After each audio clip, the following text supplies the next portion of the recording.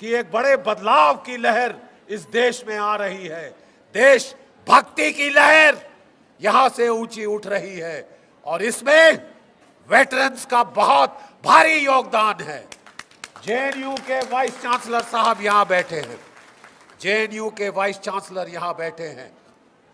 इन्होंने जो वामपंथियों के खिलाफ जो मुहिम छेड़ी है, जो देश के विरोधी हैं उनके खिलाफ जेएनयू जैसे संस्थान को बचाने की मुहिम, ताकि देशभक्ति का प्रभाव वहां फिर से हो।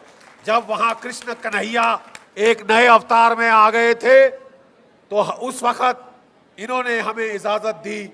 वेटरन्स इंडिया 2400 फुट लंबा झंडा, तिरंगा झंडा लेके वहां गए, क्योंकि हमें बताया गया था कि वहां कुछ ऐसे उपद्रवी छात्र हैं जो 6 फुट बाई 4 फुट का, जिनको भारतीय झंडा मंजूर नहीं है। तो वहां 2400 फुट का झंडा हमारे जेएनयू के चांसलर साहब की इजाजत से हम ले गए।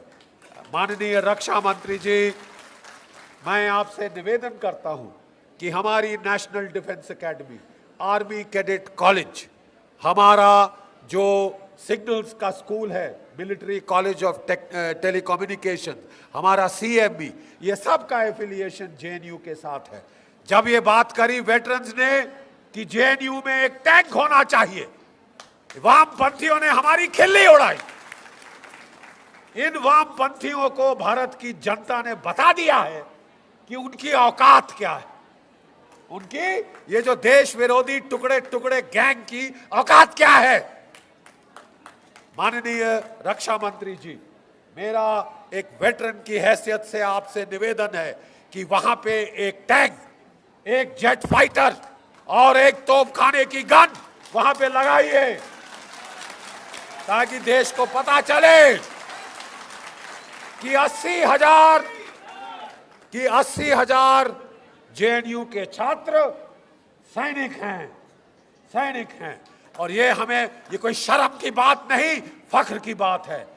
हमारी नेशनल डिफेंस एकेडमी में एक हट ऑफ रिमेम्बरेंस है, जिसमें जो भी हमारे अफसर शहीद हुए लड़ाई में, सारी लड़ाइयों में, उनके नाम स्वर्ण अक्षरों में लिखे गए। एक छोटी सी ऐसी हट हम चाहते हैं कि जेएनयू में भी बने, जेएनयू में बने। हर एक यूनिवर्सिटी में जिसके छात्र शहीद हुए हैं वो बने, क्योंकि अगर हम अपने शहीदों को याद नहीं रखेंगे, हम देश नहीं रहेंगे।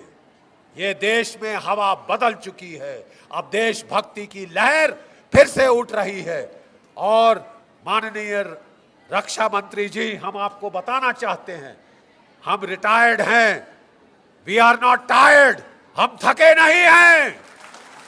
आप आदेश दीजिए, जिस भी युद्ध में हमारी जरूरत है हम जाएंगे, हम फिर लड़ने को तैयार हैं, फिर लड़ने को आते रहें।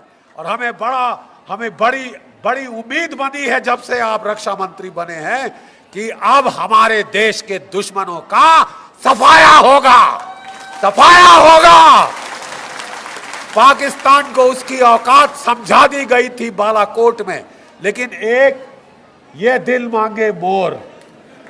रक्षा मंत्री जी, मैं आज सब वेटरन्स की आवाज आपको सुना रहा हूं, ये दिल मांगे, ये दिल मांगे। बहुत बहुत धन्यवाद।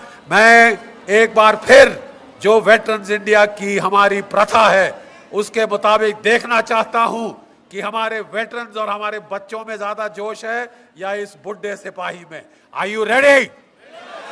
ओके, बोलिए मेरे पीछे, जय हिंद।